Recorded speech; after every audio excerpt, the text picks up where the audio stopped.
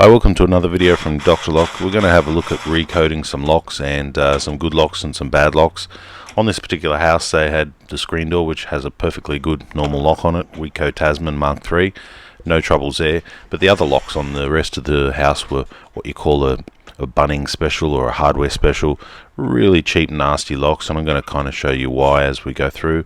So here you just see me opening the lock. We don't have a key, we don't have anything, but we need to unlock the door, get the cylinders out, change them to a new key, key them all alike, and then put them all back on. So that's what we're going to do in this quick video.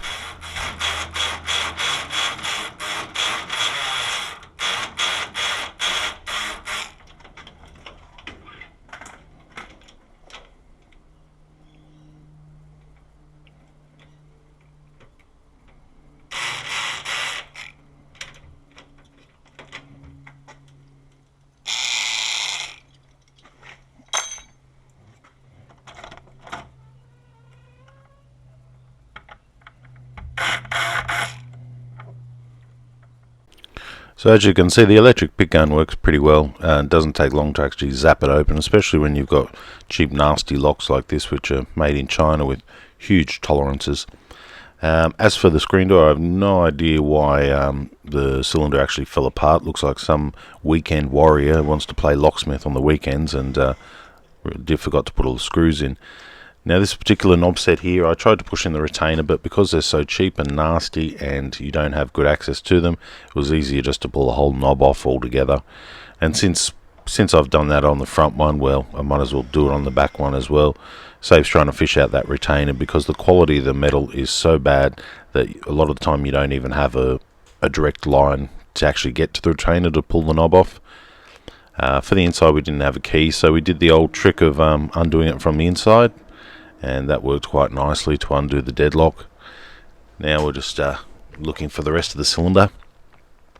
Now this knob set, just to show you how nasty they are, the outside was, it's meant to be made of stainless, but it's actually got rust pigmentation on it. The latch you can see there was like half jammed up, half cocked. Really miserable sort of quality on these locks. So it would be nice just to replace them with something else, but unfortunately the budget doesn't allow for the customer. They just want the key changed. It is a rental and they want to do as cheap as possible. But this just really highlights, when you do go to the hardware, you don't really know what your lock's made of. And these locks here are RDH, I believe it is, and they are one of the most nastiest pieces of rubbish I've ever seen out there on the market. We charge more than probably what it's worth to even redo them, but the problem is that the customer only wants a certain thing. At the moment here I've just pulled the knob off, and as you can see, the actual cylinder inside the knob has gone floating, and it's now basically needs to be fished out. And they're made so badly that it's not the type of lock that you can just pull the cylinder out. It's kind of like one of those puzzles where you've got the 5 balls and you have to get them all to line up on the particular points. So getting this cylinder out is a practical challenge. If you've got any apprentices and you want to basically give them the shits, get a couple of these ones and just, float them in there and see how long they take to actually get out. This one here took me about 5 minutes to get out. It was a bit of a pain in the ass, but did get it out eventually. But yeah, what type of design is that? It's just a complete rubbish design. Not only that, when you have a look at what's actually in the cylinder and how they've designed it, it gets even worse. The material, I mean, how do you get stainless steel that actually rusts? I have no idea. They must have really mixed it in with some other type of cheaper material. But yeah, these RDH locks are an absolute nightmare.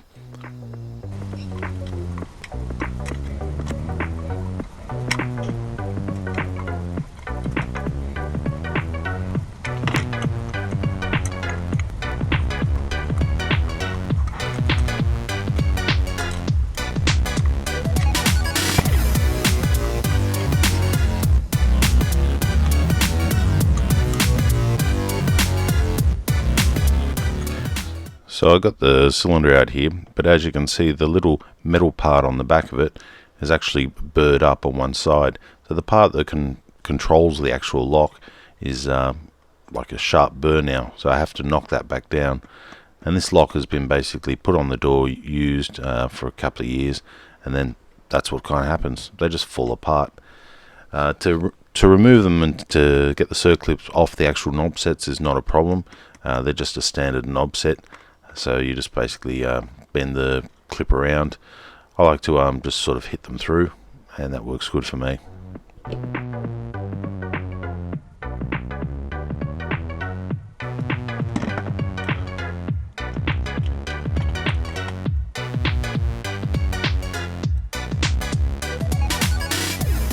Now here's where you're really going to see the quality in these cylinders. I'm quickly going to just zap it open with the electric pick gun. Because they've got rounded domes on all the pins, top and bottom, it's pretty easy to get them open. But when you actually do pick it, you've got to use a piece of shim. And the reason you've got to use a piece of shim is because they've actually milled out side of the actual plug, so that if you were to try and pick it, spin it and push it out, it'll actually get caught. The pins will get caught in these side mills along the side. Why they put side mills in the actual plug, I have no idea. It's obviously to save money on materials so they can melt it back down again.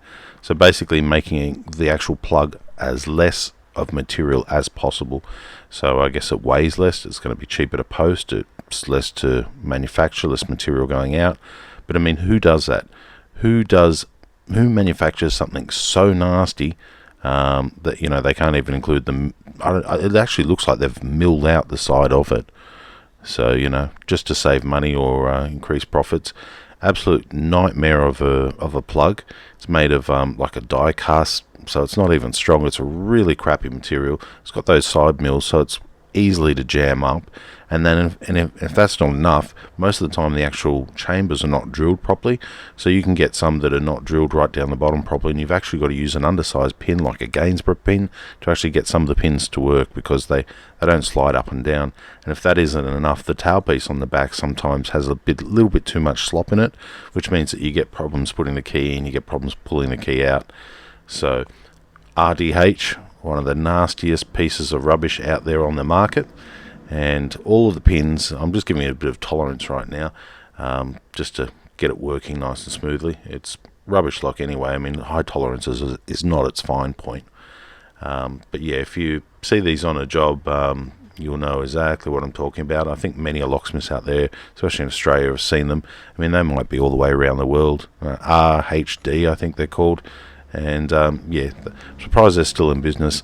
Even the putting it back together, the actual round part that goes on the back of the knob, I could see nasty burrs. The actual metal had been pressed, really sharp burrs, so if you were to grab the knob on a particular angle, you really could get a nasty splinter from it as well. I mean, I just can't say enough bad things about this particular product. But anyway, back to it.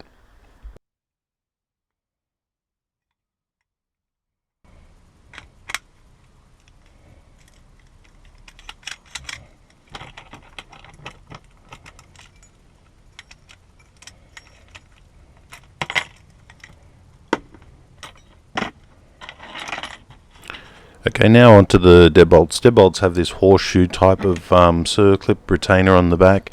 There's a couple of different ways of getting it off. There's the easy way and the hard way, and both of which can fail at any stage, and you can actually break the circlip and be left with a lock without a circlip, which is an unusual shape, unusual size, and then you've got to find something else to actually do the job.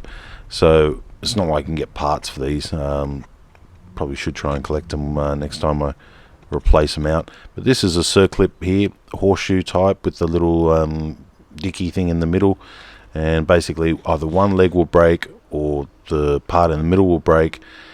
Here's another method I use, HPC needle nose pliers in the vise and just wiggling it and pushing it down. Problem is that you actually bend the circlip. They're made of spring steel, but you actually bend them a little bit bigger when you try and get them off. So the thing is, if you try and crimp them back around, chances are they're going to break, and if you try and just bend them back a bit, chances are they're going to break. So this is what I'm saying. It's this type of locks, a lot of the time it's just a throw out replace type deal, and they know it. I mean, it can be done. It can be done, and there's no problem with doing it, but these locks are made so nasty that it's designed to be thrown away rather than be changed. A good locksmith can change it, but yeah, RDH is not one of the best brands. Any other brand you can pull apart 100 times, never have a problem with it. But a cylinder like this and locks like this, yeah, they're designed for a market, and the market is to basically screw on, screw off every time you need a lock. So instead of having a locksmith come out and replace it, they're designed to throw it in the bin and go buy a new packet, so they make more of the locks, and everybody in the manufacturing is happy. Everybody's making money. Even this one here, I'm just re-top pinning it just to make sure it's got enough clearance for some of those bigger pins on the key.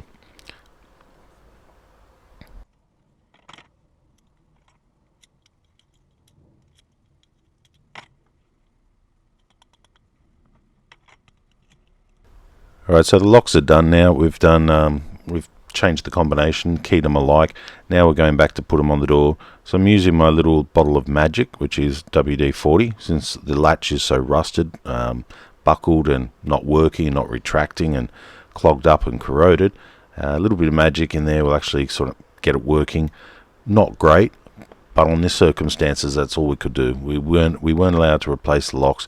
We weren't allowed to do anything better. They just wanted them to be changed, and that's all we're able to do. So a little bit of magic with the WD-40 certainly helps. It'll even help the corrosion on the outside. But the only downside to that is next time the customer goes from the outside and uses the knob, they're going to get like an oily feel on the actual knob itself. So I think we'll just let that one rust out, but at least the latch on the side of the door has come good with a little bit of the WD-40. Putting it back on the door is quite easy. There's no secret to that. You just basically put the lock on the top and screw it back in. This was quicker than actually trying to get the retainer and pop the knob on the actual door. If we had done that, the cylinder would have been floating around in the actual outside cylinder housing for sure.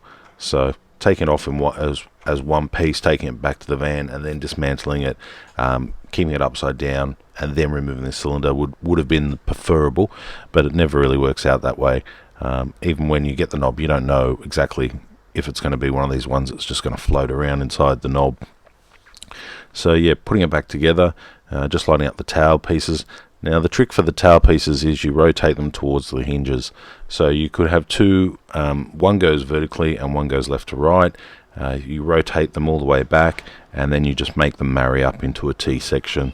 So if they both go back, all the way back towards the hinges, and both of them are left and right, then you just turn one to interlock into the other one. So that's this quick video on changing locks. Basically in this video we had no keys whatsoever. The keys had been lost, so it was a vacant house, or probably the tenant didn't return them.